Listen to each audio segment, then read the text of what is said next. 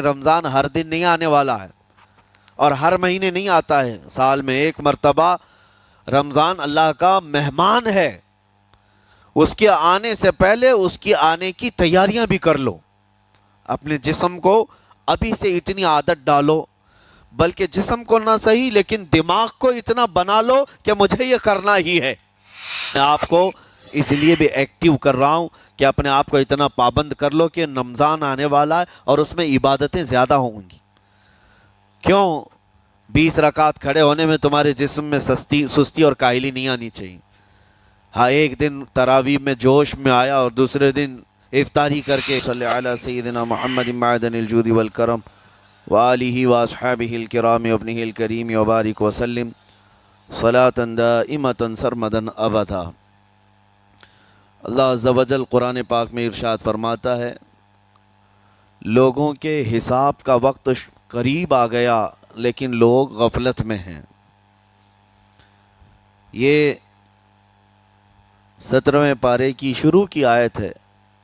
اللہ تعالیٰ یوں فرماتا ہے، اقترب للناس حسابہم، لوگوں کے حساب کا وقت قریب آ چکا، وہم فی غفلت معرضون، اور وہ اترائے ہوئے غفلت میں پڑے ہوئے ہیں، منہ پھیرے ہوئے ہیں۔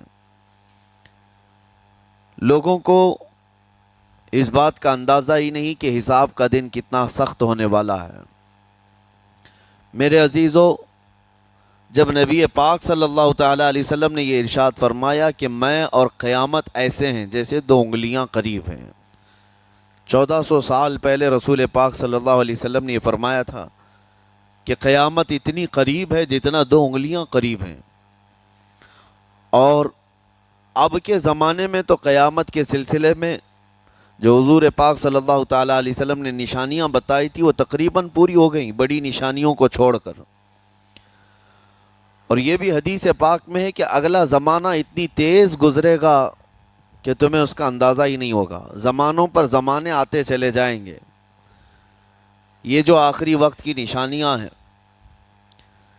میں صرف مختصر سا ایک پیغام دوں گا۔ شعبان کا مہینہ ہے، یہ رسول پاک صلی اللہ تعالیٰ علیہ وسلم کا مہینہ ہے، اور رمضان کے بعد سب سے زیادہ حضور پاک صلی اللہ تعالیٰ علیہ وسلم کو روزے کی حالت میں کسی مہینے میں دیکھا گیا تو شعبان کا مہینہ۔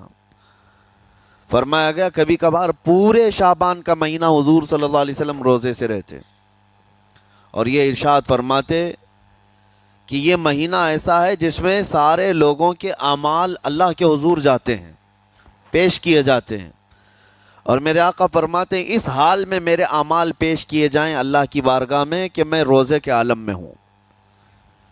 جب میرے اعمال پیش کیے جائیں اللہ کی بارگاہ میں تو میں روزے کی حالت میں ہوں۔ تو یہ شعبان کا مہینہ جو اب رمضان المبارک کے قریب کر رہا ہے، لیکن بعض بزرگوں نے یہ بھی فرمایا شعبان میں موتیں بھی کثرت سے ہوتی ہیں۔ لوگوں کا یہاں پر حساب کتاب 15ویں شعبان کو جو اب شب برات آنے والی ہے لکھ دیا جاتا ہے، سال بھر میں کیا کیا ہونے والا ہے، کتنے لوگ جانے والے ہیں۔ کئی لوگوں کی کتابیں بند کر دی جاتی ہیں۔ حدیث پاک میں یہ بھی ہے کہ فیصلہ اللہ تعالیٰ فرشتوں کے حوالے فرما رہا ہوگا، حالانکہ جب ہم ماں کے پیٹ میں تھے تبھی لکھ دیا گیا ہے کہ کتنی عمر ہے، لیکن فرشتوں کو جو ٹرانسفر کیا جاتا ہے سال میں ایک مرتبہ، اگلے سال ان کا کیا کیا ہونا ہے۔ اور حدیث میں ہے کسی کے متعلق فرشتوں کو یہ کہا جا رہا ہوگا کہ فلاں 1 مہینے بعد، 2 مہینے بعد، 1.5 مہینے کے بعد اس کی فلاں وجہ سے موت آئے گی، لیکن وہ بندہ شادی کی تیاری کر رہا ہوگا، وہ بندہ جس کی موت کا آرڈر جاری ہو چکا ہے، فرشتے لے چکے ہیں، وہ اپنے کاروبار کے اور اپنے گھر بار کے بنانے میں مصروف ہوگا، اسے اندازہ تک نہیں ہوگا کہ شعبان کے اس مہینے میں اس کی موت کا پروانہ نکل چکا ہے۔ اسی لیے میں عرض کر رہا ہوں قرآن کی آیت اقترب للناس حسابہم وہم فی غفلۃ معرضون، اللہ فرماتا ہے لوگوں کا حساب بہت قریب آ چکا جبکہ وہ غفلت میں پڑے ہوئے ہیں۔ اب جس زمانے میں آپ زندگی گزار رہے ہیں یہ اتنی تیزی سے آپ کے اوپر سے گزر جائے گا کہ آپ کو احساس تک نہ ہوگا۔ بلکہ ایک حدیث کا مفہوم یہ بھی ہے کہ جوان بوڑھے نظر آنے لگیں گے اور بچے جوان نظر آنے لگیں گے۔ وہ دور آئے آج، بچے تو ہمارے جوان ہو ہی چکے ہیں، جو 6 سال کے بچے ہیں، 5 سال کے بچے ہیں، جن کو حقیقت میں بچہ کہا جاتا تھا، اب کے زمانے میں وہ بچے ہی نہیں رہ گئے۔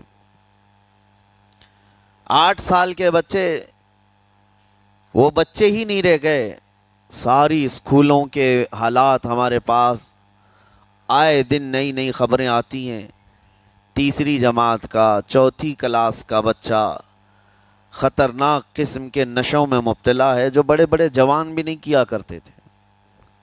تو بچہ کہاں رہا؟ حضور پاک صلی اللہ تعالیٰ علیہ وسلم نے فرمایا تھا بچے جوان لگیں گے اور جوان بوڑھے، اور جوانوں کی حالت یہ ہے کہ سارے مزے اپنے بچپن میں اتنے کر لیے کہ جوانی میں طاقت ہی ختم ہو گئی۔ 25 سال کی عمر میں ایسے لگتے ہیں جیسے کہ بوڑھاپا آ گیا، کمزوریاں آ گئیں۔ 30 سال پہلے کے دور میں 40 سال کو بھی جوانی کہا جاتا تھا، اب کے دور میں 40 سال تو بڑھاپا ہو گیا۔ 30 سال کی عمر کے بعد آج کے نوجوانوں کے جواب دینے لگ جاتے ہیں۔ اس کی وجہ یہ ہے کہ بچپن میں اپنے آپ کو برباد کر لیا، بچپن میں اپنے آپ کو ختم کر لیا۔ تو جو بچپنا تھا اس کو جوانی میں بتا دیا، اور جو جوانی ہے وہ بڑھاپے میں۔ اور جو بوڑھے اصل بوڑھے ہیں، جن کو 60-70 سال کی عمر ملی ہوئی ہے، یہ اللہ تعالیٰ کی طرف سے ان کے لیے نعمت ہے۔ باقی قیامت کے قریب جو حالات ہیں وہ اس طرح کے ہیں۔ اور مزید میں آپ کو یہ بھی بتا دوں کہ زمانہ ترقی کرتے کرتے تمہیں ایسا سست اور کاہل بنا دے گا کہ تم کوئی کام کے لائق بھی نہیں رہ جائیں گے۔ بہت ساری چیزیں ہم سے رخصت ہو رہی ہیں، ہمیں اندازہ بھی نہیں۔ ابھی کل ہی میں ذکر کر رہا تھا، ابھی 10 سال پہلے، 20 سال پہلے جو چیزیں ہمارے آنکھوں کے سامنے موجود تھی وہ اب غائب ہو چکی ہیں۔ خالی وقت اسے ملے تو نشہ بھی یاد آ جائے، خالی وقت اسے ملے تو عورتوں کی طرف میلان بھی بڑھ جاتا ہے، خالی وقت اسے ملے تو اس کو دولت لٹانے اور عیاشی کرنے کی فکر بھی سوار ہونے لگتی ہے۔ اپنے آپ کو کسی چیز میں مصروف کر لے، اور سب سے بہترین مصروفیت کیا ہے؟ اللہ اور اس کے رسول کا ذکر پاک ہے۔ یہ سب سے بہترین مصروفیت ہے کہ تم نے اپنے آپ کو اس میں مصروف کر رکھا تو اللہ تعالیٰ دنیا کی تمام مصروفیتوں سے تمہیں آزاد کر دے گا، برائیوں سے آزاد کر دے گا۔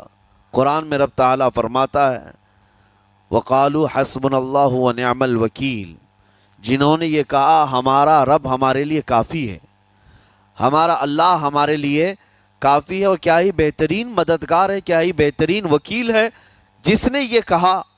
اللہ فرماتا ہے اس کے فوراً بعد آیت آئی فَانْقَلَبُوا بِنِعْمَةٍ مِّنَ اللَّهِ وَفَضْلٍ لَمْ يَمْسَسْهُمْ سُوءٌ، اللہ ان لوگوں کو اپنی خاص نعمتوں میں لے جائے گا، ایسی جگہ جہاں کوئی برائی انہیں چھو بھی نہ سکے گی۔ جنہوں نے اللہ کی بارگاہ میں یہ کہا حسبنا اللہ ونعم الوکیل، آگے بھی ہے دوسری آیت ہے نعم المولا ونعم النصیر، جس نے یہ کہا اللہ فرماتا ہے ان بندوں کو اللہ اپنی خاص نعمتوں میں لے جائے گا اور فضل میں لے جائے گا، ایسی جگہ لم یمسسہم سوء، جہاں انہیں کوئی برائی چھو بھی نہ سکے گی، کوئی برائی نہ آ سکے گی۔ اسی لیے کثرت سے اپنے آپ کو مصروف رکھو۔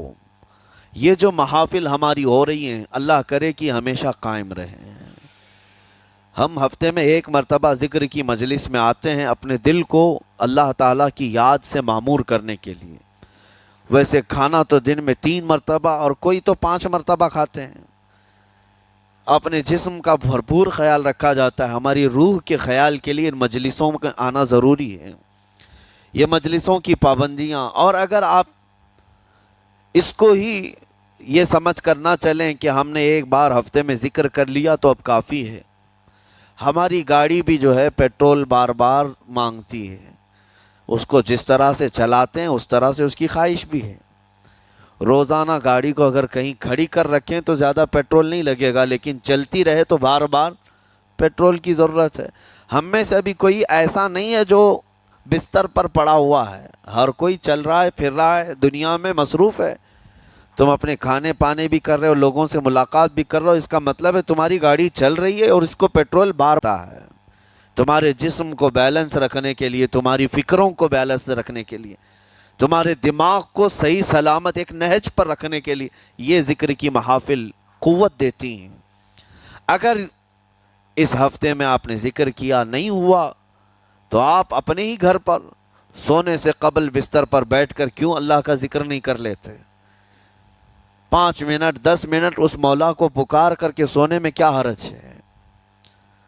لوگ موبائل دیکھتے، گانے سنتے، فلمیں دیکھتے ہوئے سو جاتے ہیں، لیکن اللہ رب العزت کو یاد کر کے سونے والا، میرے عزیزو، قرآن میں مولا فرماتا ہے فَاذْكُرُونِي أَذْكُرْكُمْ، اس کا وعدہ ہے تم مجھے یاد کرو میں تمہیں یاد کروں گا۔ اور اس کی تفسیر میں اللہ تعالیٰ کے اس قول میں، اس فرمان کی تفسیر میں بزرگوں نے فرمایا اللہ کیسے یاد کرتا ہے بندے کو؟ اللہ بندے کو کیسے یاد کرتا ہے؟ جب تم اس کی یاد میں مصروف رہے، اپنے آپ کو بزی کر رکھا، اللہ تمہیں کیسی جگہ یاد کرتا ہے؟ فرماتے ہیں مفسرین کہ بندہ تو لوگوں میں اللہ کو یاد کیا، اور اللہ بندے کو فرشتوں میں یاد کرتا ہے۔ فرشتوں کے درمیان تمہارا ذکر ہونے لگتا ہے کہ فلاں کا بیٹا فلاں آج میرا ذکر کر رہا تھا۔ آج محفل ذکر سے جتنے نکلیں گے اللہ کریم ہمارا ذکر فرشتوں میں ضرور فرمائے گا، فرشتوں میں ضرور ذکر ہوگا کہ فلاں بندہ آج ذکر میں مشغول تھا۔ اور پھر یہ بھی فرمایا بزرگوں نے، مفسرین نے، کہ اللہ تعالیٰ وہاں یاد کرتا ہے جہاں فرشتے ہوں، فرشتوں کی محفل میں تمہارا ذکر۔ اور اس کے علاوہ یہ بھی فرمایا گیا کہ تم دنیا میں زندگی میں اسے یاد کرتے تھے اور وہ تمہیں مرنے کے بعد قبر میں یاد کرے گا۔ جب دنیا تمہیں چھوڑ دیتی ہے تب اللہ تعالیٰ تمہیں یاد فرماتا ہے۔ فَاذْكُرُونِي أَذْكُرْكُمْ کا مطلب یہ ہے وہ تمہیں یاد فرمائے گا، لیکن اس کے لیے کثرت سے تم اللہ کو یاد کرو، اللہ کو یاد کرو۔ تو بہرحال میرے عزیزو، قیامت کی نشانیاں جو ہم نے آج مختصر آپ کے سامنے رکھی، وہ بہت تیزی سے تمہارے سروں پر آ رہی ہیں، اور تمہارے ہاتھوں سے بہت سارے کام اب چھن جائیں گے۔ ابھی آپ ترقیات میں خوشی سے بات کرتے ہوئے بیٹھتے ہیں نا، ڈسکس کرتے رہتے ہیں کہ سنا ہے ایسی کار آ رہی ہے کہ وہ اب بغیر ڈرائیور کے چلے گی، روبوٹ سے چلے گی۔ اس کو تو ہم خوشیوں میں ڈسکس کرتے ہیں کہ اچھا ایسا ہونے والا ہے۔ پہلے ایسا تھا کہ موبائل آپ بٹن کے دباتے تھے، کسی نے اگر خبر کر دیا کہ نہیں بعد میں صرف ٹچ کرنے سے آتا ہے تو آپ کہتے اچھا ایسا بھی آنے والا ہے۔ لیکن اب کوئی کہے تو آپ کو کوئی تعجب نہیں، ٹچ اسکرین، کوئی تعجب کی بات نہیں، بنا ڈرائیور کے گاڑیاں آ جائیں گی۔ اس طرح ہوتے ہوتے نظام زندگی اس قدر بدل جائے گا، اس قدر بدل جائے گا۔ آج میری یہ بات نوٹ کر کے رکھ لیں، زندگی باقی رہی تو 10 سال بعد انشاءاللہ ہم ملاقات کریں گے، اگر اللہ نے زندگی باقی رکھی، اور اس کے بعد پھر ہماری یہ باتیں میچ کر کے دیکھیں کہ کیا کیا ہوا ہے اور کیا کیا دنیا بدل چکی۔ اسی لیے میں کوئی بھوشمانی نہیں کر رہا ہوں، اور نہ ہی کوئی جوتش بابا ہوں طوطا لے کر جو بیٹھتا ہے، یا تمہارے ہاتھوں کی لکیریں دیکھ کر کے کوئی فیوچر بولنے والا نہیں۔ مصطفیٰ کریم صلی اللہ تعالیٰ علیہ وسلم کی احادیث سے جو قیامت کے قریب ہونے والے، رونما ہونے والے واقعات ہیں، میں ترجمانی کر رہا ہوں حضور کی حدیثوں کی، اس لیے کہ ہمیں پتہ ہے دنیا کے سارے سائنسدان جھوٹ بول سکتے ہیں، مدینے والے کی بات جھوٹ نہیں۔ میرے آقا صلی اللہ تعالیٰ علیہ وسلم کا فرمان جھوٹا نہیں ہو سکتا۔ اس لیے اگلا دور جو آ رہا ہے وہ بڑا سخت ترین ہے۔ اب آپ دیکھیں، محنت سے عاجز، ہر چیز سے محنت سے تمہیں نکال لینا ہے۔ میں نے تو لکھنے پڑھنے کی ایک مثال دی کہ تمہارے ہاتھوں سے قلم چلا جائے گا، تمہارے پاس سے کتابیں جو پرنٹ ہوتی تھی یہ بھی چلی جائیں گی، بس تم موبائل میں آڈیو کتابیں سنتے رہو، اور دور تو ایسا ہوگا کہ کچھ لکھنا بھی ہے وہ بھی ابھی آ ہی چکا ہے. وائس کمانڈ جو ہوتا ہے اس کو بولو وہ لکھ کر کے دے دے گا. تم اس میں موبائل میں جو بولو گے وہ ٹائپ بھی ہو جائے گا. تو جب آپ کے بولنے سے سب لکھ بھی جاتا ہے تو قلم اٹھانے کی ضرورت کیا ہے؟ قلم چھوٹ گیا تمہارے ہاتھ سے، یہ سب چیزیں چھوٹ جائیں گی. آگے اب دور کے متعلق پیشین گوئیاں بعض سائنسدانوں نے یہ بھی کی ہیں کہ بچے پیدا کرنے کے لیے شادی ہونا بھی ضروری نہیں. یہ دنیا کا پلان ہے، یہ میں فطرت خداوندی کو نہیں بتا رہا، اللہ کے قانون کے خلاف ہے، لیکن دنیا یہ بھی چاہتی ہے کہ شادی کی بھی ضرورت نہیں، بچے ہم لیب میں پیدا کریں گے. لیبارٹری کے اندر ماں کی جیسے رحم دانی ہوتی ہے، بچہ دانی، آرٹیفیشیل اس کو تیار کر کے اس کے اندر کسی مرد کے نطفے کو رکھ کر اس کو وہیں پروان دیا جائے گا. نہ کسی یہ شادی کی ضرورت ہے، نہ کوئی عقد، نہ کوئی ایگریمنٹ، کچھ نہیں. جس کو بچہ چاہیے وہ لیب سے خرید لے. ہر طرح کی چیزوں سے تمہیں آری کر دیا جائے. ابھی تو بہت سارے لوگ سوال بھی کرتے ہیں ہم سے ٹیسٹ ٹیوب بیبی کے متعلق. جس کو بچے نہیں ہو رہے ہیں کیا وہ اس طرح سے ٹیسٹ ٹیوب بیبی سے، جو آج ایک طریقہ کار ہے، بچے پیدا کر سکتے ہیں یا نہیں؟ اس کے کئی طریقے ہیں سائنس میں کہ اسی مرد کا نطفہ اسی کی عورت میں رکھ کر کے اس کو پروان دیا جائے، اور بعض دوسرے طریقے کہ کسی دوسرے کا لا کر اس کی عورت میں رکھ دیا جائے. یہ تو سراسر حرام ہے، زنا ہے. لیکن ائمہ اکرام، فقہاء اکرام نے حلال رشتے کے اندر ہی مرد اور عورت جو شادی شدہ ہیں ان کو بھی اس طریقے سے بچہ حاصل کرنے کی اجازت نہیں تھی. وہ ناجائز ہے، ناجائز ہے. بچے دینا یہ اللہ کی شان ہے. حضرت ابو ہریرہ رضی اللہ تعالیٰ عنہ حضور صلی اللہ علیہ وسلم کی بارگاہ میں حاضر ہوئے، عرض کرتے ہیں عرب والے لوگ عزل کرتے ہیں یا رسول اللہ، یعنی بچے نہ ہونا نہیں چاہیے کسی کو، تو پریکاشن لیتے تھے وہ لوگ. اس کا طریقہ کار ان کا الگ تھا عربوں کا. وہ انزال نہیں کرتے، اس سے پہلے جدا ہوتے. حضرت ابو ہریرہ رضی اللہ تعالیٰ عنہ نے حضور کی بارگاہ میں پوچھا کہ ایسا کیا کرنا کیسا ہے؟ نبی پاک صلی اللہ تعالیٰ علیہ وسلم نے ارشاد فرمایا اگر رب تبارک و تعالیٰ چاہے تو بھی بچے عطا کرے گا. کوئی عزل کر لے الگ ہو جائے، اگر مولا کو دینا ہو تو اس حال میں بھی اللہ تعالیٰ بچے عطا کرے گا. جو مولا بغیر باپ کے عیسیٰ پیدا فرماتا ہو. تو بہرحال میں بات الگ نہ چلی جائے اس لیے عرض کر رہا ہوں کہ اگلے دور میں سارے کام کاج تمہارے ہاتھوں سے نکل جائیں گے، آری کر دیا جائے گا اور تمہیں سست اور کاہل بنا دیا جائے گا.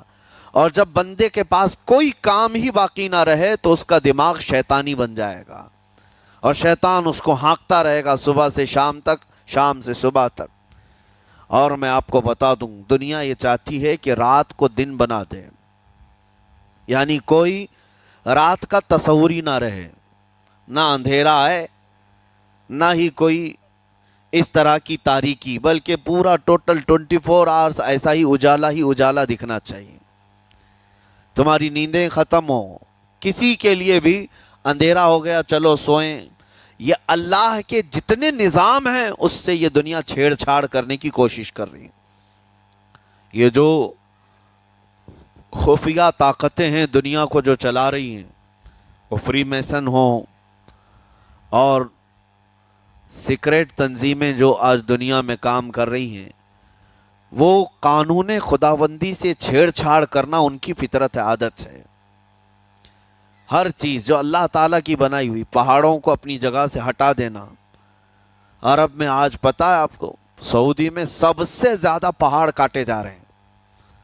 پہاڑ اتنے کاٹتے ہیں وہ لوگ، پورے کے پورے پہاڑوں کو انہوں نے زمین سے الگ کر دیا، اور وہاں پہاڑ کا وجود ہی نہیں. مکہ میں جا کر آپ دیکھ لیں، مدینے میں جا کر دیکھ لیں، 4 سال 5 سال کنٹینیو کئی مشینیں لگا کر کے پورے پہاڑ کو صاف کر دیا، پتھر کے پہاڑ. اصل میں یہ نظام قدرت ہے، پہاڑ یوں ہی نہیں بنائے اللہ نے زمین پر. والجبال اوتادا، یہ میخ بنا کر کے اس میں گاڑ دیے گئے تاکہ زمین ہلنے نہ پائے. سب سے زیادہ پہاڑ کاٹے جا رہے ہیں. پہاڑ اتنے کاٹتے ہیں وہ لوگ، پورے کے پورے پہاڑوں کو انہوں نے زمین سے الگ کر دیا، اور وہاں پہاڑ کا وجود ہی نہیں. مکہ میں جا کر آپ دیکھ لیں، مدینے میں جا کر دیکھ لیں، 4 سال 5 سال کنٹینیو کئی مشینیں لگا کر کے پورے پہاڑ کو صاف کر دیا، پتھر کے پہاڑ. اصل میں یہ نظام قدرت ہے، پہاڑ یوں ہی نہیں بنائے اللہ نے زمین پر. والجبال اوتادا، یہ میخ بنا کر کے اس میں گاڑ دیے گئے تاکہ زمین ہلنے نہ پائے. زمین پانی پر ہے، اور جب پہاڑوں سے چھیڑ چھاڑ کیا جائے گا زمینوں میں زلزلے آئیں گے، ادھر سے ادھر زمین ہل جائے گی. اور تو اور انہوں نے اپنی ٹیکنالوجی کو بڑھاتے بڑھاتے قانون خداوندی میں چھیڑ چھاڑ کے لیے کیا نہیں کیا. انہوں نے جعلی اور آرٹیفیشل ارتھ کویک لانے کی کوششیں کی، مصنوعی زلزلے، مصنوعی بارش ہوتی نہیں، لیکن پورے کلاؤڈ کو جمع کر کے، بادلوں کو جمع کر کے ایک جگہ، اور پھر اس کو کیمیکل کے ذریعے سے پانی برسا دیا جائے. لوگوں کو لگتا ہے کہ ابر چھا گیا اور پانی آنے لگ گیا، یعنی بارش بھی مصنوعی برسائی جائے، ہوائیں بھی مصنوعی چلائی جائیں، پہاڑ بھی کاٹ دیے جائیں، جعلی زلزلے لائے جائیں. سونامی کو بھی لانے کی ترکیبیں ان لوگوں نے سوچی کہ زیر زمین جو لاوا ہوتا ہے اس کے اندر دھماکہ کر دیا جائے تاکہ پانی کی موجیں بے قابو ہو کر بہت زیادہ لہریں اٹھ جائیں اور دنیا میں تباہی مچائیں. بیماریاں اللہ کی طرف سے آتی ہیں، لیکن بیماریاں یہ لیب میں بنانے کی کوشش کرتے ہیں کہ وائرس بنائے جائے اور لوگوں کے درمیان چھوڑ دیے جائیں، جس کو آج دنیا کی بڑی طاقتیں بایو ویپن کا کہتی ہیں. یعنی ہتھیار صرف گولہ بارود بندوق اور میزائل ہی نہیں ہیں، ہتھیار یہ وائرس بھی ہیں، کیمیکل بھی ہے، دوائیوں کی شکل میں. یہ برسوں سے یہ تنظیمیں اس بات پر کام کر رہی ہیں، حتیٰ کہ یہ نظام قدرت کو، نظام خداوندی کو پورے اکثر بدلنے کے لیے انہوں نے مردوں کو عورت بنانا، عورتوں کو مرد بنانے کی بھی مہم چھیڑ رکھی ہے. ٹرانسجینڈر، ان سب کو خاص قانونی حق دیا جائے گا، اور مرضی سے آدمی اپنے جینڈر کو، اپنی جنس کو چینج کروا لے. یہ قانون خداوندی میں چھیڑ چھاڑ ہے نہیں. اور انسان کو جس کام کے لیے پیدا کیا گیا تھا اس کام سے اس کو عاری کر دیا جائے، کاہل بنا دیا جائے. اسی لیے دیکھیں، وہ رحمان مولا چاہے تو تمہیں گھر میں بٹھا کر خوب رزق دے. وہ غفار ہے جو چونٹیوں کو اپنے سوراخ میں رزق دیتا ہے، مچھلیوں کو پانی کے اندر رزق دیتا ہے. وہ اشرف المخلوقات کو کیوں نہیں کھلائے گا؟ لیکن اس کا حکم یہ ہے، اذا قضیت الصلاۃ فانتشروا فی الارض، جب نماز پڑھ لو تو زمین میں پھیل جاؤ اور اللہ کا رزق ڈھونڈو. یہ نہیں کہ گھر میں بیٹھ کر کے تم پکارتے رہو رزق آ جا، رزق آ جا، رزق آ جا. یہ نہیں ہے. تمہیں کیوں؟ تم کاہل اور سست نہ بنو. تمہیں فرمائے گا ہاتھ پیر چلاؤ. نبی پاک صلی اللہ تعالیٰ علیہ وسلم نے ارشاد فرمایا، دنیا کا سب سے بہترین رزق وہ ہے جو اپنے ہاتھوں کی کمائی، محنت سے. اور حضور فرماتے ہیں اللہ کے نبی داؤد علیہ السلام لوہے کا کام کرتے اور خود اپنے ہاتھوں سے لوہے کو تپا کر کے نقش بناتے، اور لوہے کی زرہ جو جنگوں میں پہنی جاتی یہ بنا کر کے بیچتے تھے، اور اس کی آمدنی سے حضرت داؤد علیہ السلام اپنا گھر چلاتے تھے. حضرت ادریس علیہ السلام کپڑے سلتے تھے، درزی کا کام کرتے اور اپنا گھر چلاتے. حضرت ابراہیم علیہ السلام گھر بنانے کا کام کرتے رہے. اسی لیے نبی پاک صلی اللہ تعالیٰ علیہ وسلم نے فرمایا اللہ کے سارے نبی اپنے ہاتھوں کی کمائی کھایا کرتے تھے، کوئی گھر بیٹھ کر کے نہیں. جو لوگوں کو آج یہ شوق ہے کہ بس کسی کو جائیداد میں کچھ پراپرٹی ملی تو کرائے پر چڑھا دو اور کرایہ کھاتے رہو، کیوں محنت کرنا ہے؟ کوئی کام کیوں کرنا ہے؟ میں یہ نہیں کہتا کہ کرایہ مت کھاؤ، کھاؤ کرایہ، لیکن اپنے جسم کو ایسا کاہل اور سست بناؤ گے تو یہ شیطان کی آماجگاہ بن جائے گا دماغ، اور اتنے گناہ کرنے لگ جاؤ گے کہ تمہارے کنٹرول میں نہیں رہے گا۔ تم اس کو جتنا خالی اور سست چھوڑو گے، یا آلریڈی جو سائنسدانوں نے چوہوں پر ایکسپیریمنٹ کر کے جو دیکھا، اکثر ایسا ہوتا ہے کہ چوہوں پر جو تجربہ کیا جاتا ہے انسان کے فطرت سے بہت زیادہ میل کھاتا ہے چوہوں کی طبیعت۔ اسی لیے آپریشن تھیٹر میں بھی سکھانے کے لیے چوہے اور مینڈک کا استعمال ہوتا ہے۔ دوائیاں بھی جو سب سے پہلے بنتی ہیں وہ چوہوں کو کھلا کر دیکھی جاتی ہیں۔ انسان کی طبیعت زیادہ اس سے میل کھاتی ہے، تو جو چوہوں کو ساری سہولیات دے دی گئی تھی تو وہ آپس میں شہوت میں مبتلا ہو گئے اور ایک دوسرے کا قتل کرنے لگے۔ یہی حال انسانوں کا بھی ہوگا، جب ان کو ساری سہولیات ایک جگہ مل جائیں گی تو یہ ایک دوسرے کا قتل شروع کر دیں گے، یہ کثرت سے گناہ کرنے لگیں گے اور ایک دوسرے کا قتل کریں گے۔ اسی لیے آپ کو میں جو بات کہہ رہا تھا وہ ادھوری رہ گئی۔ وہ رب تبارک و تعالی چاہے تو گھر بیٹھا کر تمہیں کھلائے، لیکن آپ مجھے یہ بتاؤ، یہ جو مسجد میں بلاتا ہے تمہیں رب تعالی 5 وقت، فجر میں، ظہر میں، عصر میں، مغرب میں، عشاء میں، اور ہر ایک میں تمہیں اپنی پیشانی زمین پر رکھنی ہے، ہاں ایک مخصوص طریقہ ہے۔ کیوں؟ اللہ کریم کیا تمہارے ان اعمال کا محتاج ہے؟ محتاج ہے رب تعالی کہ تم جتنے سجدے کرو گے اس کا پاور بڑھے گا، اس کی طاقت بڑھے گی، تمہاری عبادتوں سے اس کے خزانے بڑھیں گے؟ کچھ نہیں ہونا ہے، وہ بے نیاز ہے، اللہ الصمد، وہ بے نیاز ہے۔